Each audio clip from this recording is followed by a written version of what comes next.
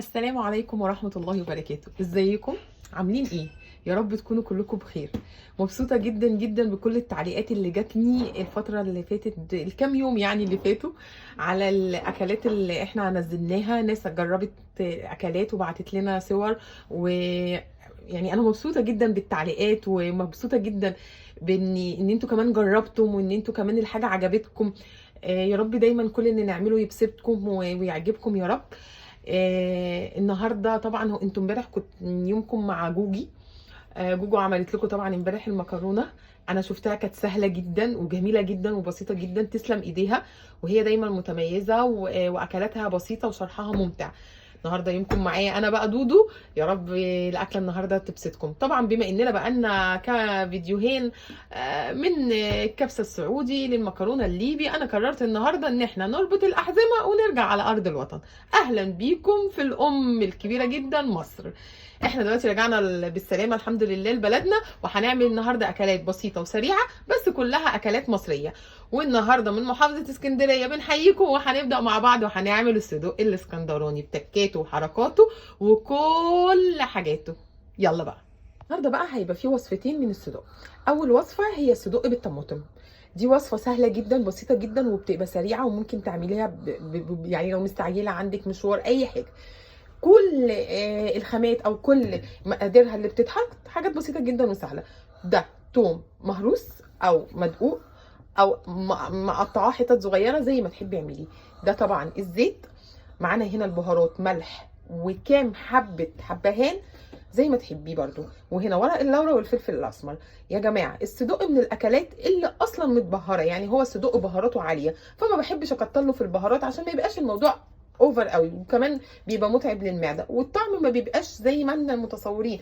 بالعكس، كل ما تكون بهارات الصدق بالذات محدوده والعاديه اللي احنا متعودين عليها، كل ما الطعم هيبقى احسن. ودي طماطم انا عاملاها مكعبات، ما بضربهاش في الخلاط على فكره، بيبقى طعم جدا. والطماطم متقطعه مكعبات، تاخد وقتها على النار وتتبل كده وتسيح كده، فعلا بتبقى طعمها في حته تانيه خالص. يلا بينا نبدا. حطينا الزيت وسيبناه طبعا يسخن. هبدا اول حاجه انزلها هي الصدوق.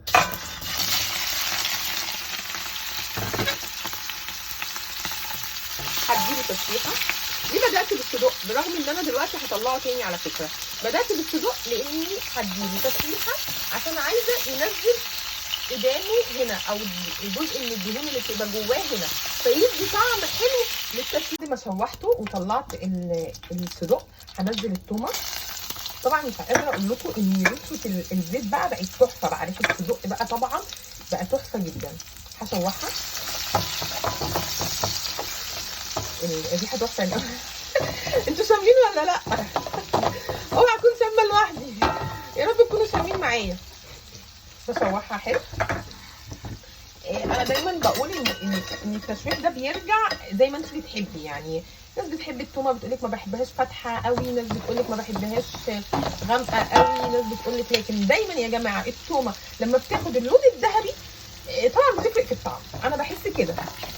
اكيد لا، لكن ان التومه تبقى بيضه لا. ليه بقى؟ لان في اكلات هي اصلا بتبقى الحاجه مطلوب فيها ان هي تكون نيه، مش فاتحه. تمام.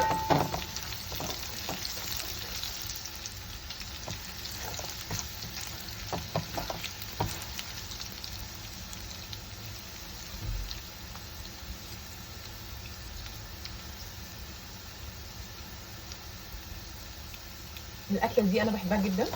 بعملها بالثوم بس، في ناس بتحط بصل، لكن انا بشوف ان الوصفه دي مش دي الوصفه اللي تتحط فيها البصل. هنعمل بقى، هنخلص الطاسه الاولانيه دي وبعد كده هنعمل الوصفه اللي بالبصل. شايفين الثوم بدا احمرت ازاي؟ شايفين؟ انا بحب الثوم كده.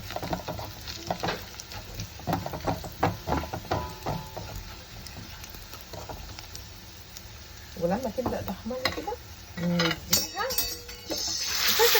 الطشه.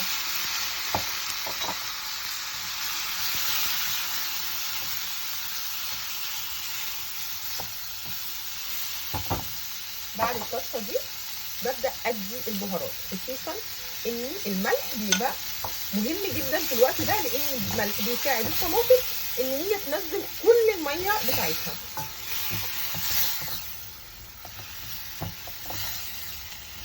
مش قادره اقول لكم الاكله دي انا بحبها قد ايه، وكل اللي بياكلها يعني من ابنها بيحبها جدا.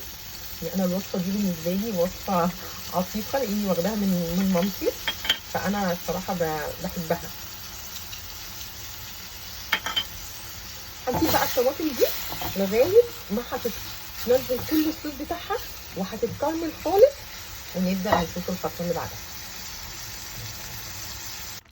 كده بصوا بقى منظرها بقى عامل ازاي، مش قادره اقول لكم.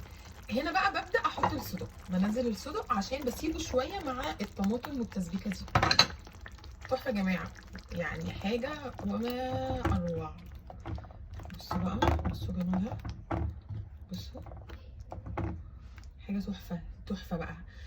يعني بصوا العيش بتاعنا بقى اللي هو العربي بتاع الفرن، فاهمين؟ بلاش العيش فينو والعيش الابيض، لا لا لا لا لا، العيش العربي الحلو ده كده في حته تانية بجد بجد.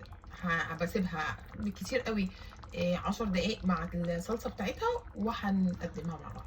بقى بعد ما خلصناه وحطيناه في طبق التقديم، تحفه تحفه تحفه تحفه، وهيعجبكم جدا جدا، وسهل وسريع وبسيط جدا. ويلا بينا بقى عشان هنعمل طاسه تانية من الصدق. ورجعنا لكم بقى بتاني وصفه النهارده من وصفه الصدق. الوصفه التانية هي عباره عن الصدق بالبصل. الوصفه الاولانيه زي ما قلت لكم انا ما بحبهاش بالبصل، بحبها بس بالثوم. الوصفه التانية بقى هي العنصر الاساسي فيها هي البصل. وصفه النهارده مقاديرها هي فلفل الوان اصفر احمر اخضر، لو حابه تعمليه اخضر بس مفيش اي مشكله. كميه طماطم قليله جدا لان الاكله دي مش معتمده على الطماطم زي الاكله اللي فاتت. وهنا بصل، وانا مقطعه معاه كده قطع صغيره خالص توم. طبعا بهاراتنا زي ما اتفقنا ان الصدوق مش بيحب الحاجه متبهره جدا، فهو هيبقى ملح وفلفل اسمر ورق اللورا والحبهان، ومعانا الزيت، ومعانا العنصر الاساسي وجبتنا النهارده ووصفتنا النهارده هو الصدوق. يلا بينا بقى نبدا ونشوف هنعمل ايه. حطينا زيتنا اهو وسخن، وزي ما اتفقنا ان احنا دايما بنبدا بنحط الصدوق هو الاول. ليه؟ بناخد بس الطعم بتاعه معانا وبنطلعه تاني لغايه ما نكمل وجبتنا. الصدوق انا بحب جدا اخده هو الاول، بينزل الدهون اللي فيه وبينزل بيخلي طعم الزيت اللي انت شغاله بيه متبهر بطعم الصدوق. نشوحه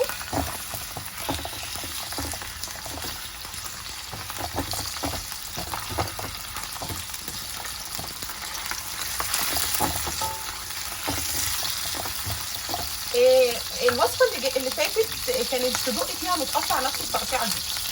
الوصفه اللي فاتت انا ما بينفعش فيها الصدوق يكون بحاله طويل، صوابع طويله، لان هي بتتاكل بالعيش زي ما احنا قلنا كده، وما بتنفعش سندوتشات عشان الطماطم والتسبيكه اللي فيها. لكن ده لا، ممكن ان احنا نعمل ايه؟ ان احنا ممكن نخلي الصوابع طويله، ما نقطعهاش زي ما احنا زي ما انا مقطعه كده. لو انت حابه، لو انت هتعمليها سندوتشات للولاد او حاجه مفيش مشكله. هنطلع بقى الصدوق ونشوف اللي بعده. طلعنا الصدوق خلاص. ليه طلعت الصدوق وما خليتهوش مع البصل؟ عشان انا عايزه البصل ياخد لون ذهبي شويه، فمش عايزه الصدوق يقعد كتير برده، فهحط البصل زي ما اتفقنا. البصل معايا ثم احنا مفرطينها.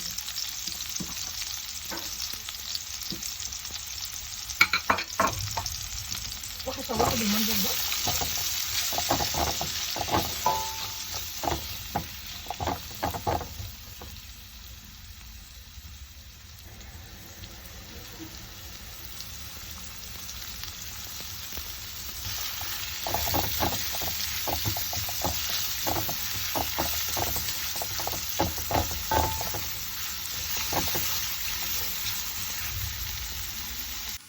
طبعا البصله اتكرملت اهي زي ما انتم شايفين، عشان كده ما حبيتش ان انا اسيب الصدوق واحط البصله عليه، لان اخدت فتره شويه لغايه ما اتكرملت وكده، وانا مش عايزه الصدوق يعني يتبهدل قوي ويستوي قوي. لا، انا شايفه ان كده حلو قوي.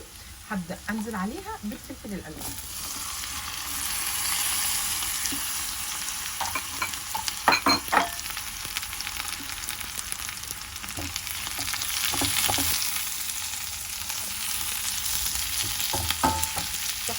دي حلوه جدا برده، والولاد بقى بيحبوها. ليه؟ لان هي بتبقى فيها الوان ياما، فالالوان دي بتبقى حلوه، بتفتح نفس الولاد للاكله. زي ما انتم شايفين كده هنا بقى هتيجي مرحله الصدوق. هنزل الصدوق وطبعا هننزل بالبهارات.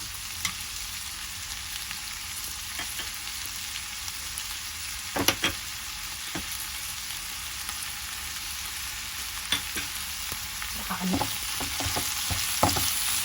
لسه ما نزلتش الطماطم لاني انا عايزه الحاجه دي تتشوح. طبعا لو نزلت الطماطم حاجه خلاص بقى هتبدا تاخد شكل تسبيك شويه، وانا مش عايزه كده. انا عايزه كل ده ياخد تشويح، ياخد اللي عارفين احنا كده لما الحاجه من هنا كده تاخد اللبعه كده من الطاسه ذات نفسها. هو ده اللي انا عايزاه.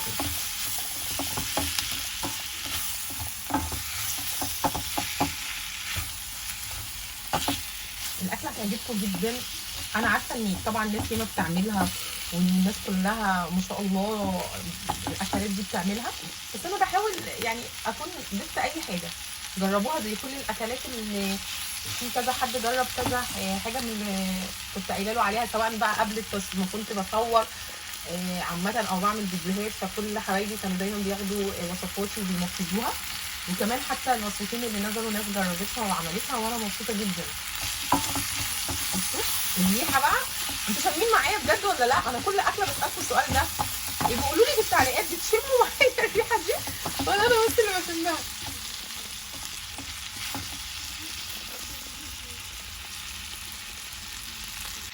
هنا بقى شايفين التشويحه دي؟ هي دي التشويحه اللي انا عايزاها. هبدا هنا انزل الطماطم. زي ما قلت لكم انا ما بحبش في الوصفه دي طماطم كتير، لان هي مش بتبقى بتسبك. هي بتبقى فيها طماطم بس ما بتبقاش متسبكه زي الاكله اللي قبلها. كانت العامل الاساسي فيها هي الطماطم. هقلب وهسيبهم مع بعض كده على النار حوالي 10 دقايق يدوا مع بعض. هي كده خلاص خلصت خلاص، وزي ما انتم شايفينها حاجه تحفه.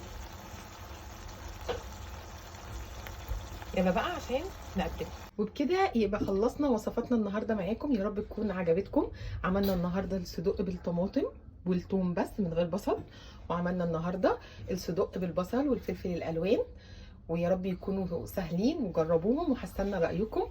وانا مبسوطه جدا على كومنتاتكم، واشوفكم ان شاء الله الفيديو الجاي على خير. بكره عندكم فيديو مع جهاد او جوجو، استنوها. هتقدم لكم وصفه كيكه حلوه جدا هتعجبكم. باي باي.